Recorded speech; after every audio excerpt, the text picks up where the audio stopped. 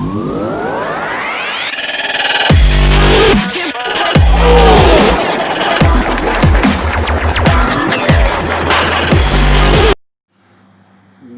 मैं हूँ पिनाक सोनी, आपका अपना अहमदाबाद से। तो जैसे कि मैं हर बार कर रहा हूँ कि भाई जो कोई चीज़ वीडियो में गलत बताई जा रही है या मैनिपुलेट की जा रही है, उसे मैं अपनी समझ से आपको बता रहा हूँ कि भाई इसका सही कैसे हो सकता है, मतलब क्या कर सकते हैं। वो तो मैं बता नहीं सकता क्या कर सकते हैं, लेकिन कैसे क्या गलत है वो मैं बताता हूँ। तो अच्छा लगे तो प्लीज़ लाइक सब्सक्राइब शेयर कीजिए और सपोर्ट दीजिए मुझे ग्रोथ करने में के लिए, अगर आपको सही लग रहा है कि मैं सही कर रहा हूँ तो। और सबसे पहली बात कीजिए, कोई रिलीजियस या ऐसा कोई बात नहीं कर रहा हूँ मैं, एक अपने संदर्भ में एक इंडियन के हिसाब से। अगर मैंने ज़्यादातर वीडियो उसके ऊपर होती है कि अगर आप इंडिया के बारे में कुछ बोल रहे हो गलत, तो उसके बाद मैं रिएक्ट करता हूँ, मतलब रिएक्ट के ऊपर एक्ट करता हूँ। और इसका मैंने क्यों कर रहा हूँ ऐसा, मतलब ये चालू कैसे किया, उसके लिए अलग से वीडियो डाल दूँगा, डिस्क्रिप्शन हो जाएगा आपका, शायद कमेंट में दे दूँगा, क्योंकि मुझे अभी तक सब फीचर या यूज़ करना नहीं आ रहा है। तो apart from that the main point is that के एक यूट्यूब चैनल है यहाँ सब सर्च देखो करके, उसके ऊपर मैंने एक वीडियो देखा था, एक मिनट में। हाँ, तो बात ये थी कि भाई वो जो बंदा है यहाँ सब सर्च देखो, उसके डिस्क्रिप्शन में ऐसा दिखा हुआ है फॉरकास्ट, वेदर कास्ट, आज का वेदर, कल का वेदर, टुमारो वेदर। उसके मैंने कम से कम 10 से 12 वीडियो देखे। एक ही वीडियो के अंदर उसने वेदर कास्ट का कोई ऑप्शन ही नहीं है, मतलब वो वेदर कास्ट करता ही नहीं है। न्यूज़ चैनल चला रहा है, वो आपको बोल रहा है सब यहाँ सब सर्च देखो करके, वो न्यूज़ चैनल चल रहा है और न्यूज़ चैनल के अंदर डिस्क्रिप्शन ये दे रहा है कि इसके ऊपर आपको वेदर की इन्फॉर्मेशन मिलेगी, जो कि है ही नहीं। वहाँ पे सब बातें होती है, सब बातें वो करता है, लेकिन कभी वेदर की बात मैंने सुनी नहीं है। तो वो सबसे पहले तो वहीं पे वो झूठा गिरता है कि वो डिस्क्रिप्शन उसने गलत दिया हुआ है, बात जो करता है और जो उसने डिस्क्रिप्शन दिया हुआ है ये किस चीज़ का चैनल है उसके बारे में। तो आगे बात करते हैं और देखते हैं कि वो क्या है। वो उसने बात की है कि जैसे मैं अभी वीडियो दिखाऊंगा आपको ग्लोबल इंडेक्स के बारे में, कि भाई ग्लोबल इंडेक्स के अंदर भारत का स्थान कौन सा है। ठीक है, तो ज़रा वो वीडियो देख लीजिए आप, और फिर हम उसके बारे में आगे बात करते हैं। अगले बड़े अपडेट में बताएंगे कि भारत वैश्विक भूख सूचकांक 2020 में 107 देशों की सूची में भारत 94वें स्थान पर है और भूख की गंभीर श्रेणी में है। विशेषज्ञों ने इसके लिए खराब कार्यान्वयन प्रक्रियाओं, प्रभावी निगरानी की कमी, कुपोषण से निपटने का उदासीन दृष्टिकोण और बड़े राज्यों के खराब प्रदर्शन को दोषी ठहराया।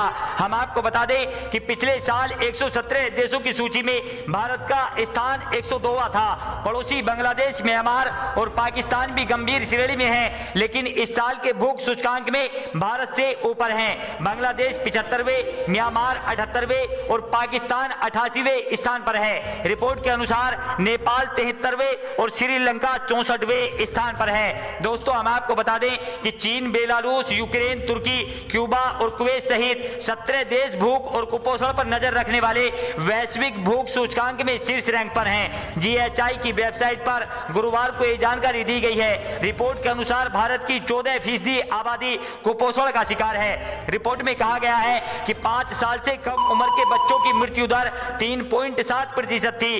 इसके अलावा ऐसे बच्चों की दर 37.4% थी जो कुपोषण के कारण बढ़ नहीं पाते। दोस्तों, हम आपको बता दें कि भूख सूचकांक की रिपोर्ट आने के बाद में वरिष्ठ वकील प्रशांत भूषण ने हंगर इंडेक्स को लेकर एक ट्वीट किया है। इसमें उन्होंने प्रधानमंत्री नरेंद्र मोदी पर तंज कसा है। प्रशांत भूषण ने लिखा कि भारत प्रति व्यक्ति आय घरेलू उत्पाद में बांग्लादेश के नीचे जाने के बाद अब भारत ग्लोबल हंगर इंडेक्स में बांग्लादेश और पाकिस्तान से भी नीचे पहुंच गया है। बहुत अच्छा चल रहा है देश हमारा नरेंद्र मोदी जी। वहीं तो जैसा कि वो बता रहा है कि भाई ग्लोबल इंडेक्स, हंगर इंडेक्स में इंडिया का स्थान 94वां है, मतलब 94 स्थान पर है वो इंडिया। और बांग्लादेश, पाकिस्तान इनसे भी बहुत पीछे है, ना ऐसा ना वैसा। अभी एक्चुअली इसके अंदर क्या है, अगर आप ग्लोबल इंडेक्स, हंगर इंडेक्स का आपको देखें आप, तो उसके अंदर क्राइटेरिया 4 टाइप का है। तो भाई 4 टाइप से वो ये निकालते हैं, सूचकांक निकालते हैं। क्या उसने इस 4 क्राइटेरिया के ऊपर 1 से 100 का नंबर दे रहे हैं कंपनियों, देशों को, और उसमें 2020 में भारत को नंबर मिल रहा है 94 का। ये जो बता रहे हैं कि भारत का 94 का नंबर, तो हम कंपैरिजन किससे करें? सबसे पहले मेरी बात, तो सबसे मेरा पॉइंट यही है कि कंपैरिजन हम किससे करें, खुद से करें या दूसरे देशों से करें।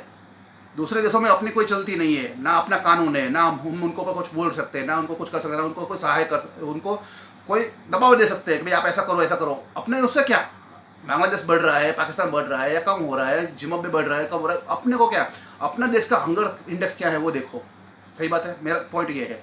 अगर आपको हिंदुस्तान, तो अपन उस पर से आते हैं हिंदुस्तान का हंगर इंडेक्स।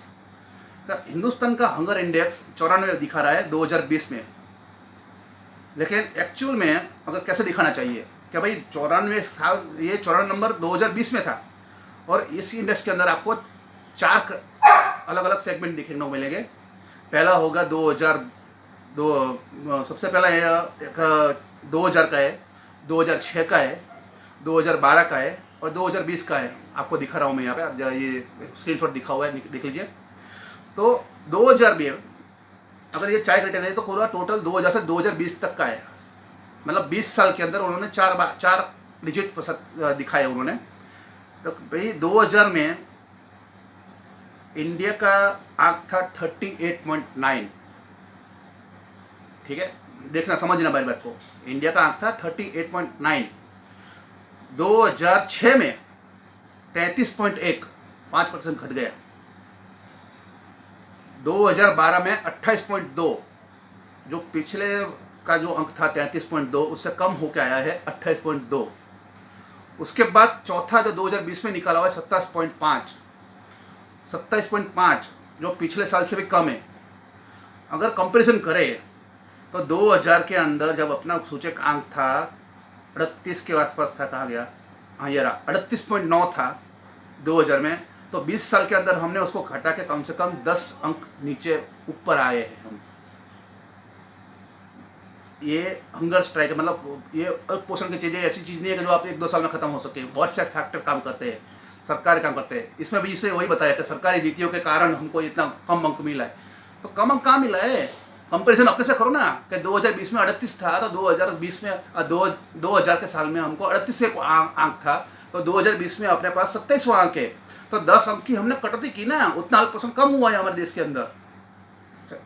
गलत बोल रहा हूँ, ये आंकड़े दिख रहे हो। अब आप मेरी बात मत मानो, ग्लोबल साइट का आप निकालो, गूगल पे सर्च मारो, ग्लोबल इंडेक्स निकालो, हंगर इंडेक्स निकालो और देखो ये बात कि भाई मैं सच बोल रहा हूँ या गलत बोल रहा हूँ। और जिस तरह से ये बात कर रहे हैं, मतलब उनके अंदर एक सबसे पहला तो होता है बीच में वो जो लाइक शेयर कमेंट का जो अपना हम अर्ज करते हैं। अब आपको कह रहे आप लोग से तो उसके अंदर बोल रहे हैं, वो रीज़न क्या दे रहे हैं लाइक सब्सक्राइब करने का रीज़न क्या, कि अगर आप मोदी सरकार के खिलाफ और उसकी नीति के खिलाफ हो तो लाइक शेयर सब्सक्राइब करो। और एक न्यूज़ चैनल हो या पॉलिटिकल न्यूज़ चैनल हो, सबसे पहली बात तो अगर आप न्यूज़ चैनल हो तो न्यूज़ के चैनल का तरीका होता है कि भाई पक्षपात ना करो। ठीक है, एक को बढ़ोतरी, एक को कम, एक को ज़्यादा मत करो। न्यूज़ दिखा रहे तो न्यूज़ नेचुरल हो कि आप न्यूज़ दिखाओ। आप इतने बड़े भी नहीं हो कि आप मोदी सरकार को बोल दो कि भाई आप मोदी सरकार के खिलाफ आप इतना करो, तो वो न्यूज़ चैनल नहीं होता है, वो एक कोई पार्टी चैनल हो जाएगा आपका कि भाई आपको मोदी के खिलाफ बोलना है। मैं ये बात नहीं कहता हूँ, मेरा पॉइंट ये है कि आपने जो न्यूज़ दिखाया हंगर इंडेक्स का, और वो आप कंपैरिजन दूसरों के देश के साथ क्यों कर रहे हो? अपने देश के साथ करो ना, अपने खुद की कंपैरिजन को। हम पिछले साल 10-20 साल के अंदर 38 से 27 पे आए हैं, तो प्रोग्रेस हुआ है ना, डी प्रोग्रेस तो नहीं हुआ है, ज़्यादा तो नहीं हुआ है। 38 के ऊपर 50 तो नहीं हो गए, भूखमरा तो नहीं हुआ, भूखमरा कम हुआ है। और ये ऐसी चीज़ नहीं है कि रातों रात खत्म हो जाती है और ना 5 साल में खत्म होती है, क्योंकि दूसरे भी होते हैं। और ये सबसे बड़ी बात तो है कि ये हंगर इंडेक्स का जो बोल रहे हैं वो एक मालूम नहीं हो क्या है वो, लेकिन समझने वाली बात है। अगर इसी के कॉन्टेक्स्ट में हम देखें कि भाई हंगर इंडेक्स क्या है, तो हंगर इंडेक्स हमारे देश में कम हुआ है। तो ये सारा तो अगर आपको पार्टी के हिसाब से देखना है तो मुझे बताओ 2000 में किसकी सरकार थी, 2006 में किसकी सरकार थी, 2012 में किसकी सरकार थी? आपको पार्टी देखनी है। अगर पार्टी के हिसाब से बात करनी है तो बताओ ना, 2000 में सरकार किसकी थी, 2006 में सरकार किसकी थी, 2012 में सरकार किसकी थी? नरेंद्र मोदी सरकार 2014 में आई।